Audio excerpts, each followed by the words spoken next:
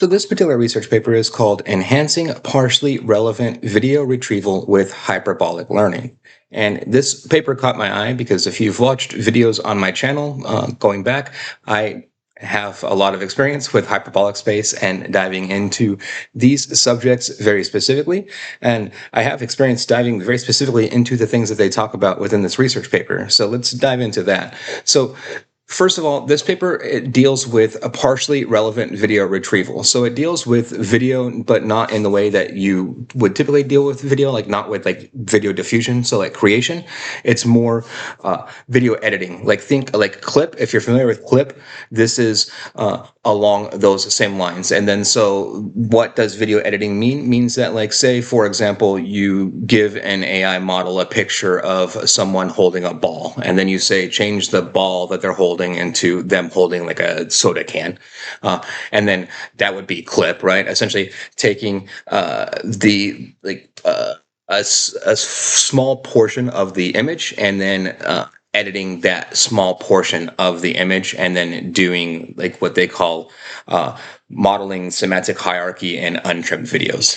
And then so this whole entire concept is related to partially relevant video retrieval, or PRVR, which is what they talk about within this. And then so their method is pretty simplistic overall to explain, right? So they, generally speaking, you do this within Euclidean space, and then you have like, so for example, the example that they give here is an example of like someone dunking, and then so you need kind of like the model needs to understand and have the semantic hierarchy of exactly what is going on around that dunk, right? So you dribble, pass, dunk, celebrate is kind of what it needs to like combine and work through, and then like chunk that out. And then so for a typical model within Euclidean space, dealing with that hierarchy can be difficult, whereas the curved geometry of hyperbolic space allows for that more specifically. I should at this point just give a simple explanation and overview of the difference between hyperbolic and Euclidean spaces. So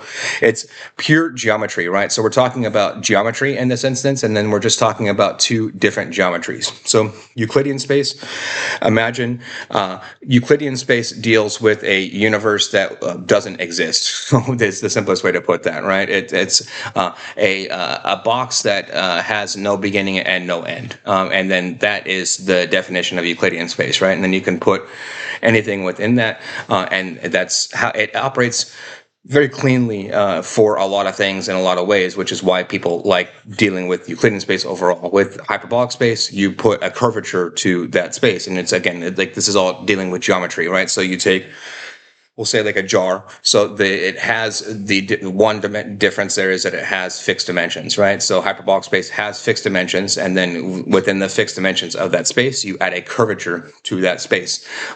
You bend the jar itself, and then that bending of the jar creates different physics when you deal with the geometry of these spaces, and then how that works overall. I'm not the creator of this concept. There's her name's Mera Mazaki. She won like a few different awards, like the Fields Medal in mathematics and other things for like originally in like finding and discovering these concepts. And then she was a professor at Stanford. And then so just putting that out, like if you want to dive deeper into these areas and into the hyperbolic research very specifically, you should start very specifically with her and her research, and then everything that she started there and everything that we're finding out from now spawns from her research there. But so diving into further into this research paper here, very specifically, like so, what they do is so their method is to play around within hyperbolic space, and then they create essentially a dual attention mechanism, right? And that's what I want to focus on here. They call it the HL former block, and then so the HL former is very specifically what they do is they utilize a Euclidean attention block and then a Lorentz attention block, which is a hyperbolic attention block for hyperbolic space, and then they essentially just combine those two, and then so they have an attention mechanism that is guided by the difference between hyperbolic and Euclidean space, and then they go through And then their big claim within this research paper is that they're the first to apply this very specifically to PLVR, very specifically. And then so that is true, right? Within this research paper, they are the first ones to apply their attention mechanism and the way that it's built out and what we're looking at here specifically to PLVR. But again, going back and as I stated at the top, I have very specific experience with exactly what they've built out here. And then so I built this out. This is November 2024 is what we're looking at here. And this is the dynamic hyperbolic optimizer. And then so very specifically, I use a point care ball. They're using the Lorentz equation. But so that would be a difference here. So we're utilizing different geometry, right? And then that's one thing to highlight within within hyperbolic space. You can utilize different geometries, and then the this curvature and that curvature that you're putting into the space matters, right? And then you can curve to different degrees, etc. And then there's still exploration being done a lot within hyperbolic space, and then so it's less about wrong ways and right ways to do things, and then more about what ends up working out as far as the equations overall. But so looking at what we're looking at here, you can see it's exactly what we're looking at there, right? Although I have hyperbolic layers and hyperbolic embedding layers and Euclidean embedding layers, and then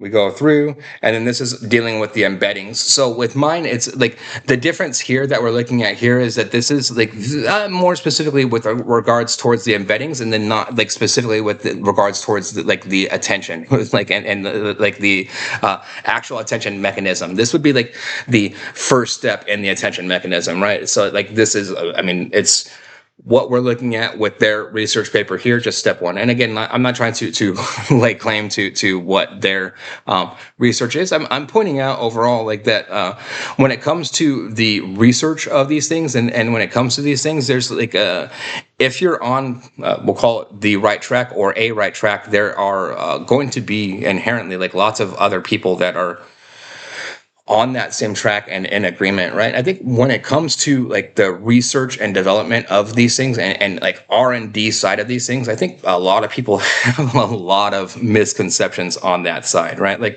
I'll say it flat out, 0% of my, or not, that's not true because of my YouTube income, but so 1% of my income comes from research and development, and these things that I'm talking about, exploring here with you guys on this channel, etc. Right? When I go into a business, they don't give a rip about any of this. This is too over their heads. It would be too out there, right? Any business that is looking at AI overall, the simple equation and the simple way to break this down is that what we're looking at, what we're examining here from a business perspective is a 10-year out research, right? This is research that will be applicable to a business or not within 10 years. And then businesses, generally speaking, they are a good business is 1 to 2 years ahead of their competition as far as their R&D and their technology, and they like to be there. A great business is 5 years ahead of their competition, and absolutely no business is investing directly in 10 years ahead of their competition because there's no value in that. It's too expensive. It's too volatile. There's lots of different reasons why businesses overall don't focus on these things. And then so that means people would say, okay, there's academic grants, things like that, et cetera, that you could be in. Sure, absolutely, there's academic grants and things like that around these things, right? So I'm sure if I had spent, or I could spend research time and say I find some sort of grant for $50,000 around hyperbolic space and dive all into that. I put in massive amounts of work. Let's say 6 months, 3 months, even worth of work, right? At that point, even more than a month worth of work, it's not worth that $50K and everything that would go into it for me on that level. I'm just highlighting out exactly how that equation breaks down like in the real world, right? In the real world, like my income comes from like the same thing that everyone else's income comes from when it comes to AI development and building out these things. The thing that I'll say that I think personally separates me in that space from other people is so I very much do agree that we're in like the AI space is in a kind of a bubble, and I think it would like the bubble is going to pop on some level, right? Just like the .com bubble popped, and then when the .com bubble popped, that didn't mean that every single .com went away, right? There were a lot of companies that existed pre the .com burst that are still in existence today, like eBay, Google. I could keep going, right? Like with lots of different ones, but like the ones that survived that burst are the ones that like actually made money and had revenue, right? And then so that's the thing that I notice within this space is that so you'll have like a lot of different models, and it's like a lot of different companies, et cetera, and they'll just come out like all of a sudden with these unicorn like $1 billion, $2 billion valuations, but they don't have like any actual revenue model. In some instances, no actual product overall, et cetera, right? So my approach within that has, flat out been the opposite, right? And like I have with multiple different partnerships and teams been building out kind of just like real models on the back end that actually generate income and revenue. And then so from a business perspective, I focus on those things overall. I just want to like highlight that and point that out. Like I think like it just again, I love focusing on R&D and the R&D aspects of these things, but like I think a lot of people have like an extreme misconception as to like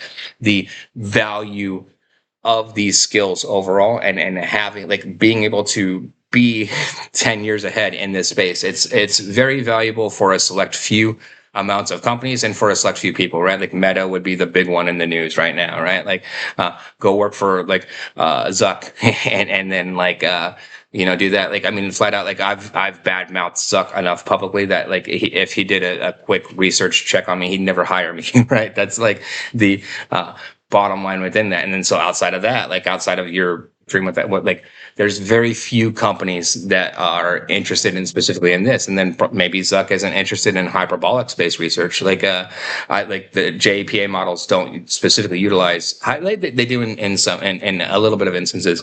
So I like, but there's always that tendency, right? Or that maybe they've discovered something else beyond, or they don't care about that specific niche skill overall, right? Just highlighting and pointing those things out overall as they exist in the real world within this. But then so within this particular research paper, I think it's super cool. Enhancing partially relevant video retrieval with hyperbolic learning. At the end of the day, what does this break down to? Like, so what can you expect possibly out of this from this 10 years? It would be much better control over your ability to edit videos, which is a problem right now with AI, right? Like clip is not great in regards towards its functionality and usefulness, right? This is getting us one step closer. I think that, so to me, you look at like video generation overall, and then like 2 years ago it was like really bad, and then you could see, but there was potential for it to be good, and then now it's starting to get to the point where it's amazing.